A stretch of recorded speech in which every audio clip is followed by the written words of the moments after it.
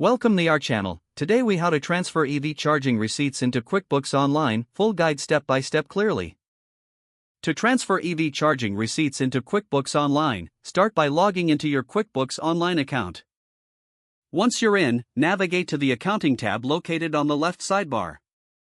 Select Transactions from the drop-down menu under Accounting. Now, click on the Banking option in the submenu. In the Banking section, choose the desired bank account linked to your EV charging expenses.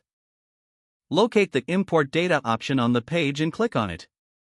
Select Add Account to link your business credit card or bank account that has the EV charging receipts. Follow the prompts to enter your bank information and grant QuickBooks Online access to your account. Once linked, QuickBooks will automatically download your transactions. After your transactions load, filter by expenses to find your EV charging expenses. If you have digital receipts, download them from your email or the app where they are stored.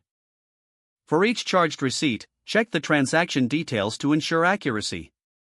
Next, return to QuickBooks Online and select the specific transaction related to your EV charging.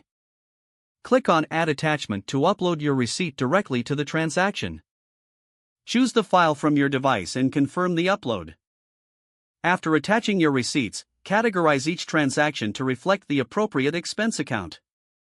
You can do this by selecting the drop-down menu under Category. Choose the category that best fits your EV charging expenses. Repeat this process for all relevant transactions to ensure you have a complete record. Finally, review your transactions one more time for any errors. Once everything looks good, save your changes. Congratulations, you've successfully transferred your EV charging receipts into QuickBooks Online. If the page does not load, refresh the browser or try again in a private or incognito window.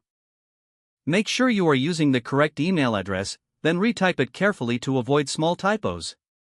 If your password is not accepted, use the reset option and create a new strong password you can remember. Check your spam folder for verification or security emails, then complete any requested confirmation steps. Enable two-factor authentication if available to improve account security and reduce unauthorized access risk. After signing in, review your profile details so your contact information and settings are accurate and current. If you see an error message, note it down and try again after restarting your device and internet connection. Don't forget to like this video and subscribe to our channel for more step-by-step tech guides.